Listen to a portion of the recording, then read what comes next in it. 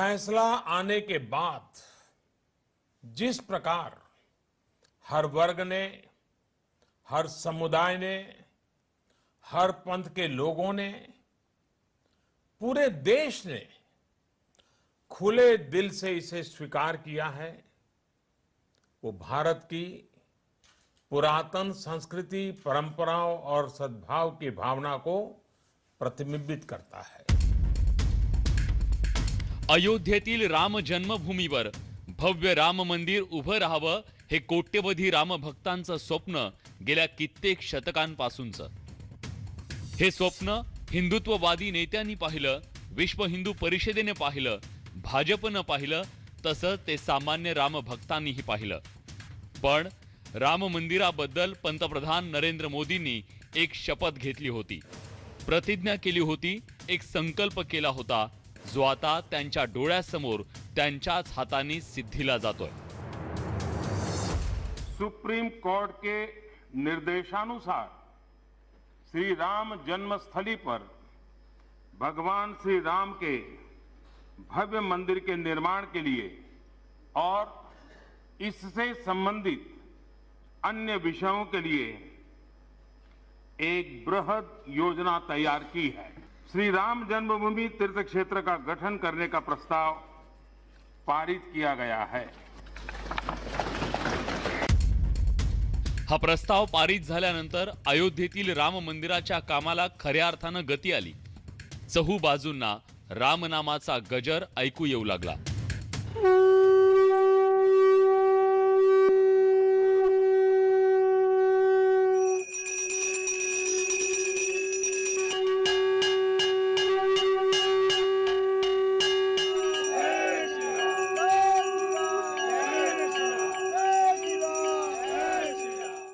चौदह में जब नरेंद्र मोदी काशी आए प्रत्याशी बन करके, तो हर हर मोदी घर घर मोदी का नारा लगाया गया था, आपको याद होगा।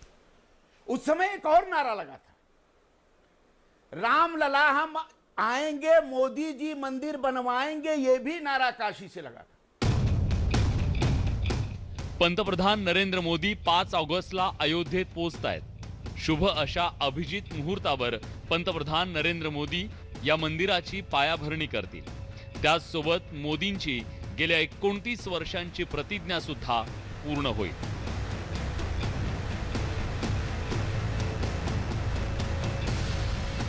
नरेंद्र मोदी 1991 मध्ये रामलल्ला जन्मोत्सवासाठी अयोध्येत गेले होते। त्यावेळी त्यांना विचारलं गेलं की तुम्ही पुन्हा कधी येणार, तेव्हा त्यांनी उत्तर दिलं होतं, मंदिर बनेल तेव्हा। जय श्री राम, जय श्री राम, जय श्री राम, जय जय श्री राम, जय जय श्री राम। हा फोटो त्याच क्षणाचा आहे जेव्हा नरेंद्र मोदी अयोध्येला गेले होते। अयोध्येतच त्यांनी राम मंदिर बनवण्याचा संकल्प केला होता।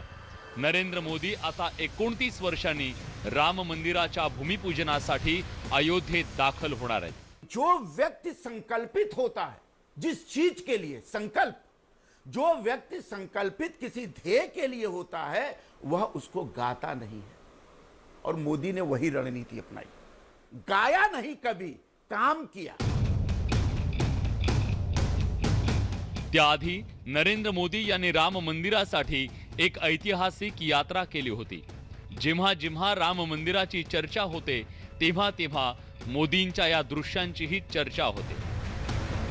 1990 मध्ये भाजपचे ज्येष्ठ नेते लालकृष्ण अडवाणी यांनी सोमनाथहून रथयात्रा काढली, तेव्हा त्यांचे सारथी होते नरेंद्र मोदी।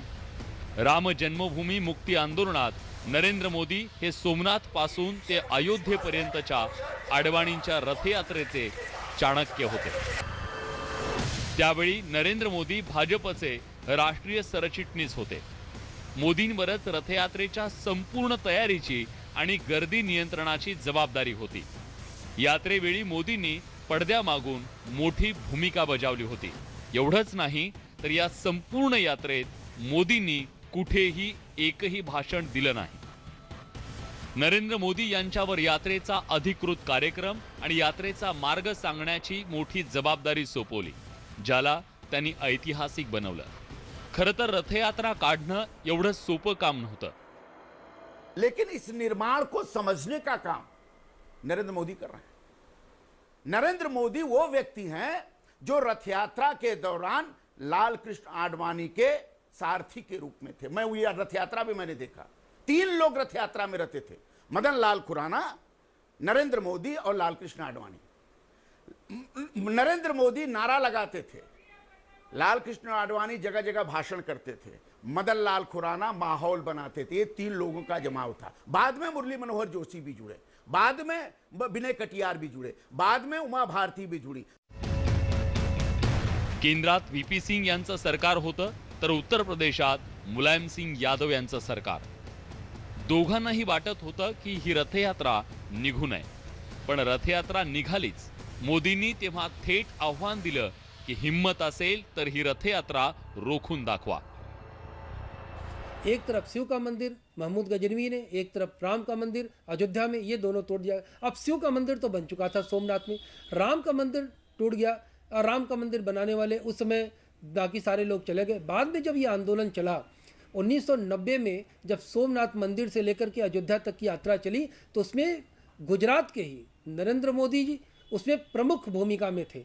और प्रमुख भूमिका में इसलिए थे क्योंकि रथ संचालन लाल कृष्ण आडवाणी कर रहे थे, लाल कृष्ण आडवाणी नेतृत्व कर रहे थे, और पूरे रथ की व्यवस्था, पूरा संचालन भगवान श्री कृष्ण के रूप में, जैसे महाभारत में कृष्ण भगवान ने सारे युद्ध का संचालन किया और पर्दे के पीछे बने रहे, तो उसी तरह से नरेंद्र मोदी ने सारे कार्यक्रमों का संचालन किया और पर्दे के पीछे बने रहे। सोमनाथहून जेव्हा रथयात्रा सुरू झाली तेव्हा हिंदू जनमानसातून यात्रेला मोठा प्रतिसाद मिळाला। सगळा देश ढवळून निघाला। राम मंदिर आंदोलनाला मिळणारा पाठिंबा पाहून तत्कालीन सत्ताधारी मोठ्या चिंतेत पडले। अखेर बिहारमध्ये तत्कालीन मुख्यमंत्री लालू प्रसाद यादव यांच्या सरकारनं रथयात्रा रोखली, पण तोपर्यंत श्रीरामाचा संदेश भारताच्या घराघरात पोहोचला होता। इसमें ध्यान देने योग्य बात है, मोदी जी शिव भक्त हैं और वो शिव भक्ति उन्होंने जगह समय समय पर उजागर भी किया है, लेकिन कोई श्रेष्ठ शिव भक्त ही राम का मंदिर बनवा सकता है, ये प्रतिज्ञा उनके मन में थी। क्यों? क्योंकि भगवान शिव के मन में संकल्प था। और ये ध्यान देने योग्य बात है कि जब लंका पर चढ़ाई करने के दौरान भगवान श्री राम ने पहले किसको पूजा? शिव को पूजा। रामेश्वरम में शिव का मंदिर बनाया, तो वो कर्ज उतारना था, शिव को किसी न किसी रूप में उतारना था। तो भगवान शिव का एक भक्त नरेंद्र मोदी, जिसको कि ये भगवान शिव की तरफ से आदेश था कि राम मंदिर का निर्माण में अपनी प्रमुख भूमिका निभाए।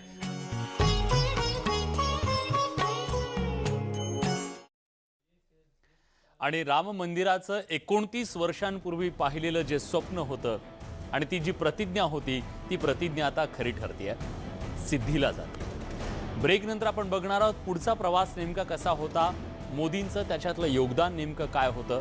ब्रेक नंतर कुठे जाऊ नका, पहा फक्त न्यूज 18 लोकमत स्पेशल।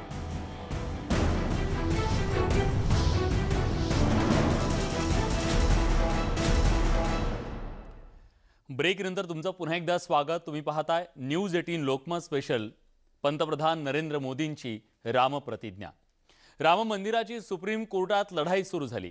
ही लढाई सुद्धा सोपी नव्हती, यात अनेक चढउतार आले। अखेर सुप्रीम कोर्टाचा फैसला आला आणि राम मंदिराचा मार्ग मोकळा झाला।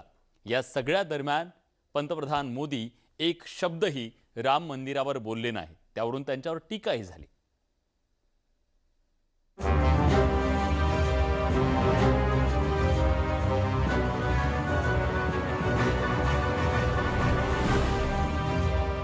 की सफलता ने आतंकवादियों को परेशान करके रखा है। लाल चौक में पोस्टर्स लगाए, दीवारों पे लिखा है, जिसने अपनी मां का दूध पिया हो वो श्रीनगर के लाल चौक में आए। नरेंद्र मोदींचं उभं आयुष्य ध्येयानं प्रेरित होतं। ही दृश्य तेव्हाची आहेत जेव्हा लोक काश्मीरातल्या लाल चौकात भारताचा तिरंगा फडकवायला घाबरायचे, पण नरेंद्र मोदींनी हे आव्हान स्वीकारलं।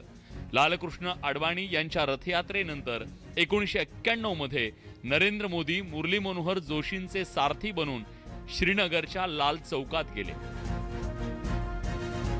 तिथं त्यांनी तिरंगा फडकावला। दहशतवाद्यांच्या धमक्यांना भीक न घालता मोठं धाडस दाखवत नरेंद्र मोदी लाल चौकात गेले। आतंकवादी काम करके समझे 26 जनवरी को परसों अब चंद घंटे बाकी हैं, लाल चौक में फैसला हो जाएगा किसने अपनी मां का दूध पिया। मोदींनी आपल्या आयुष्यात अनेक संकटांचा सामना केला, पण कुठल्याही आव्हानाला ते कधीच घाबरले नाही। राम मंदिरावरून अनेक प्रश्न उपस्थित केले गेले। लोक त्यांना अक्षरशः टोमणे मारायचे, त्यांच्यावर टीका करायचे, पण मोदी शांत होते। पहले जब एक बार मुख्यमंत्री के रूप में नरेंद्र मोदी जी आए थे दशाश्वमेध घाट पर और उनका एक सभा होता, उस रैली में मैं उनके साथ था, तो उन्होंने पहली बार जय श्री राम का नारा दशाश्वमेध घाट पर लगाया था। दशाश्वमेध के जो लोग हो इनको याद होगा। डिसेंबर 2013 मध्ये वाराणसीत मोदींनी स्पष्टपणे सांगितलं होतं की रामराज्य हेच आपलं आदर्श आहे आणि त्याच मार्गावर आपण चालणार आहोत। 2014 मध्ये झालेल्या लोकसभा निवडणुकीच्या सभेत मोदींनी जय श्रीरामचा जयघोष केला। 2014 मध्ये मोदींचं सरकार आलं, पण मंदिराबद्दल कुठलाही निर्णय झाला नाही, त्यामुळे विरोधकांनी मोदींवर मोठी टीका करायला सुरुवात केली। ये एक विषय भी बन गया कि मंदिर बनाएंगे लेकिन तारीख नहीं बताएंगे। एक कार्यकाल बीत गया नरेंद्र मोदी का और सारे लोगों ने आलोचना करना शुरू किया, विपक्षियों ने घेरना शुरू कर दिया कि मोदी जी कुछ नहीं कर रहे हैं और मोदी जी अयोध्या नहीं जा रहे हैं, ये भी सबसे बड़ी बात। लेकिन यही उनकी प्रतिज्ञा थी कि हम उस समय अयोध्या आए थे जब आपने हमको रोक दिया अयोध्या आने से, क्योंकि बीच में रथ रोक दिया गया था लालू प्रसाद यादव के द्वारा। अब हम उसी समय अयोध्या जाएंगे जब हमको भगवान श्री राम के मंदिर का मार्ग प्रशस्त कर देंगे। पंतप्रधान नरेंद्र मोदी अयोध्येच्या जवळ जायचे, पण रामलल्लाचं दर्शन करत नव्हते। पहिला कार्यकाळ संपल्यानंतर मोदी अयोध्येच्या जवळ गेले, पण प्रभू श्रीरामाचं दर्शन त्यांनी घेतलं नाही। पण व्यासपीठावरून त्यांनी जय श्रीरामचा घोष केला। प्रभु राम जी की धरती से जय श्री राम, जय जय श्री राम, जय जय श्री राम। भारत माता की, भारत माता की, भारत माता की। नरेंद्र मोदींनी राम मंदिराबद्दल कुठलंही वक्तव्य करून वाद कधीच निर्माण केला नाही। त्यांचे इरादे केवळ घोषणेतूनच व्यक्त व्हायचे। जय श्री राम, जय श्री राम, जय श्री राम, जय जय श्री राम, जय जय श्री राम, जय जय श्री राम। जय जय श्री। मोदी सरकारच्या दुसऱ्या कार्यकाळात राम मंदिर उभारणी हे एक मोठं आव्हान होतं। कलम 370, ट्रिपल तलाक सारखे विषय मार्गी लागले होते। त्यानंतर राम मंदिरावर लवकरात लवकर सुनावणी करण्याची मागणी जोर धरत होती। कोर्टानेही त्याची दखल घेत रोज सुनावणी करण्याचा निर्णय घेतला।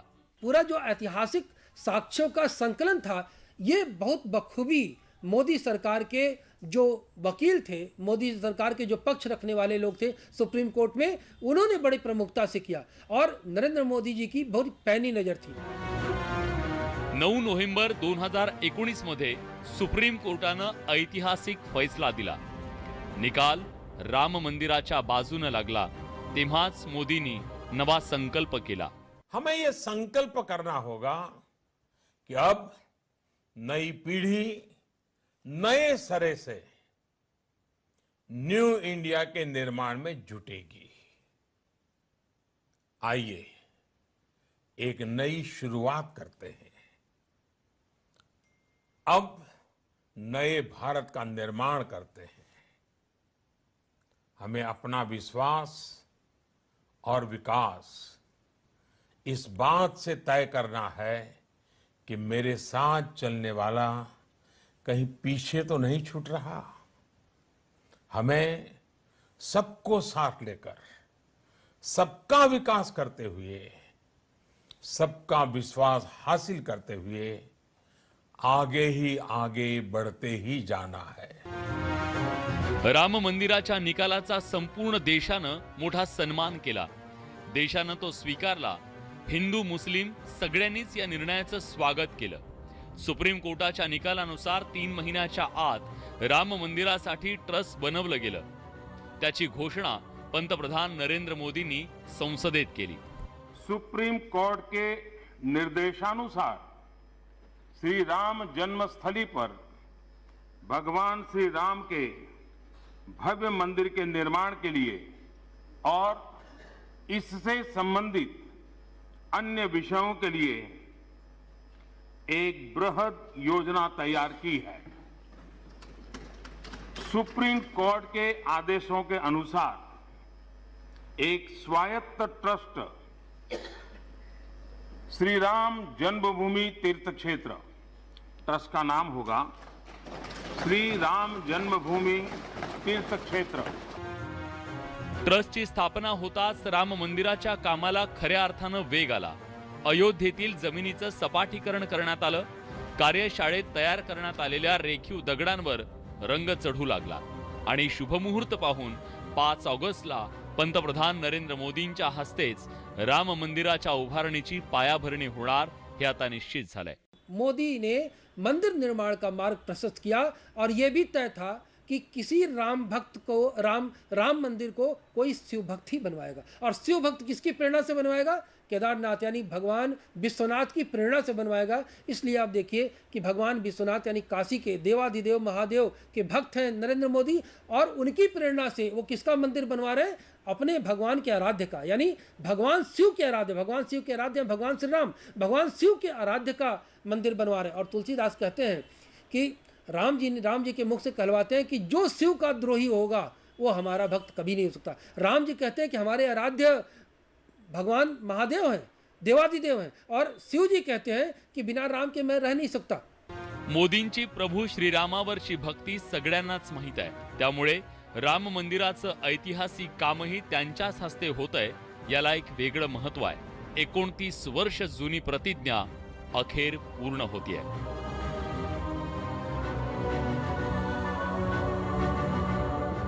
Bureau report, news 18 Lokmat.